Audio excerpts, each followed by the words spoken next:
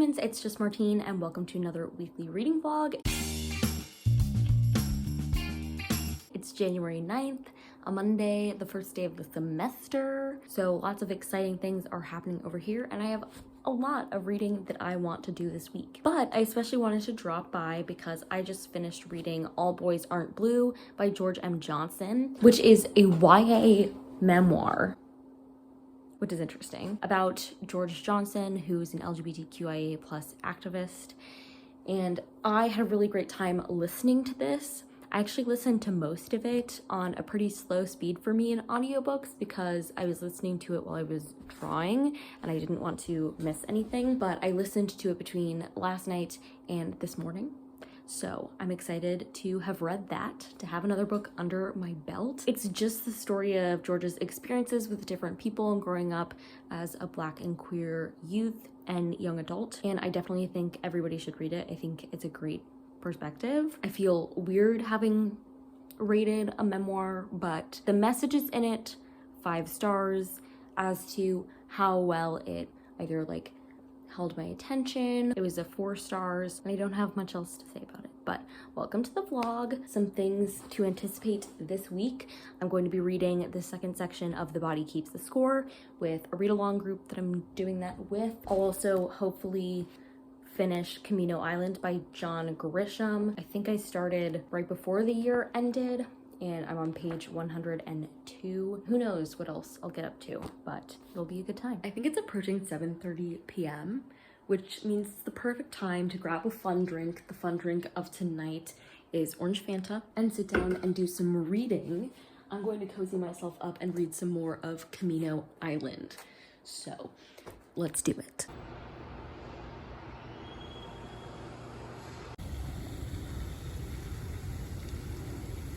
It's late Tuesday afternoon and I wanted to talk to you about a couple of things, including where I got in my reads last night. But I specifically wanted to sit down for a few minutes and just chat about basically reading or doing any other hobby or activity that requires a great deal of concentration when you've spent a great deal of your day concentrating. I had 2 classes today, and luckily because it's the first day, they didn't run the whole time, but in a normal week, that will mean that I'll have 6 hours of classes in one day, which is brutal for a lot of reasons, and focus is only one of them. So after that, I expect to be pretty zapped. Even today, even though they didn't go the whole time, I'm still really zapped. I'm always zapped on class days because each of my classes is 3 hours long. So then the question becomes, well, how do you read on days when you have classes and lots of other commitments and you've used a lot of your brain power concentrating throughout most of the day and now you just want to relax? You want to read, but you also don't have like the mental capacity to concentrate for very long. So for me, I do a couple things. One, if I'm both brain dead and don't want to read, then I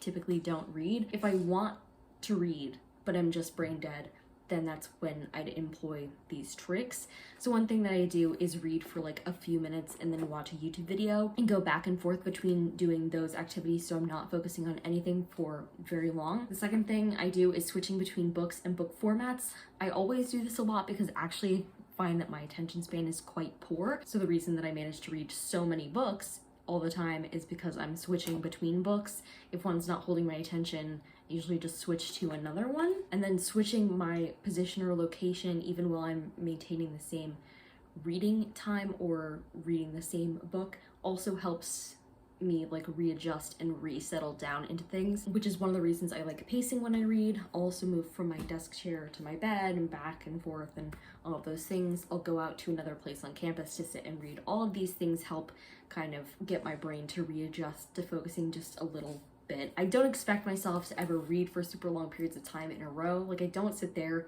and read for an hour straight like some people do on their reading sprints. Like I just can't do that. And on nights when I've got lowered concentration because I've spent so much of it during the day, my reading sprints or sessions get shorter and shorter. Those are all the things I do to help me when I really would like to get some reading done, but I just don't have the mental capacity. Also, just taking a bit of a break helps. So I just watched Ruby's vlog. That's gonna help me right now as I read some of Camino Island before I go to dinner. Last night I got up to page 166 in this, so I'm a little more than halfway through now officially. And then the other main book that I'm reading right now is an ebook from the library, and that is The Makeup Test Test. I forget the author for that. Is it Jenny Howe? Anyway, and that one is a weird meta read for me right now because it's about a PhD student.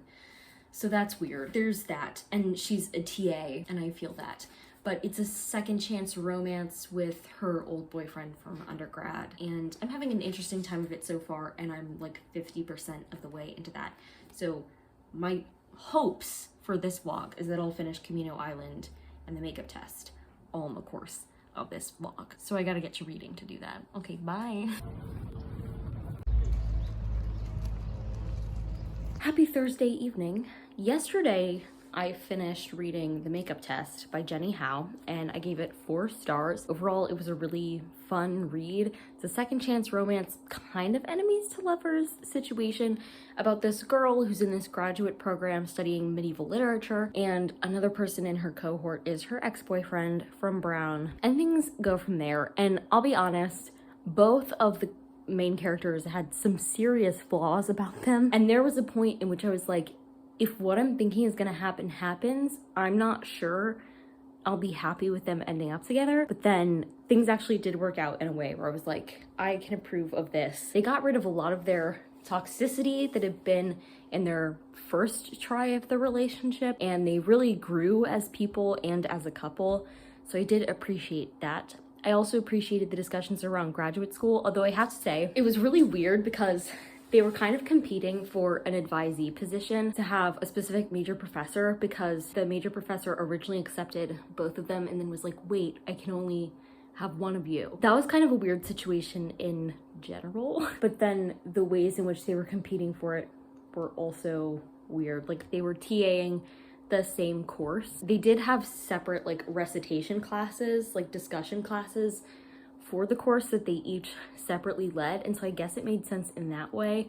But I TA for 2 separate courses alone. So the fact that there were 2 TAs for this one course, I was like, it's a little wacky, I won't lie to you. Also the fact that they were allowed to teach their very first semester in grad school, I was like, it's a little weird, like that they actually had class time with the students where they taught the whole time in the recitation.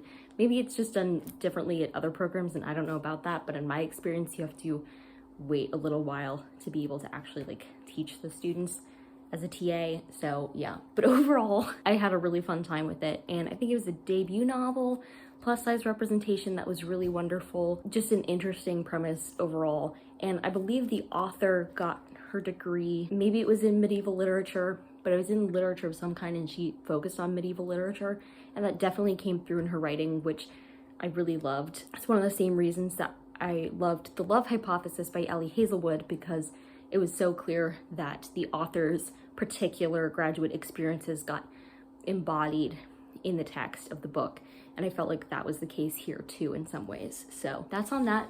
Tonight, I'm hoping to make more progress in Camino Island. I think I have less than 100 pages left, and I'd love to finish this before the weekend starts so that I can give you a review in this before I start my 24 and 48 vlog. It's almost 5:30 and I have a meeting at 6, and then afterwards we'll see where the night takes us. Happy Friday. Last night I finished reading Camino Island by John Grisham, and I'm giving this 4 stars. This book revolves around an initial heist where some manuscripts are stolen, and if you don't know me, I love a heist. There's this great heist in the first chapter, these manuscripts are stolen, and then the rest of the book is different people trying to track them down on the black market. And specifically, we're following this woman who is a writer, and she's tasked with spending some time on Camino Island, where her family had a house growing up, and basically spying on the local bookseller because he might know where some of the manuscripts are. So yeah, this was great. The atmosphere for this was perfect. Like, I could feel the sun-soaked days, I felt like, and it was just fascinating. And even though the second book is not related to the crime in this book, which thank goodness we got like resolution on this crime, I am definitely interested in reading it. So that's exciting. I do have to say, I didn't really I think all the characters were perfectly fleshed out, and there were some moments where I was like, where is this going? But overall, I just had a really fun time with it. So, hooray! And because it's Friday and I'm going to do a special vlog this weekend, I'm going to end this one here. If you liked it, go ahead and give it a big thumbs up and comment down below. Do you have any heist book recommendations? And subscribe for more reading, writing, and college lifestyle content. And until next time, bye humans, bye!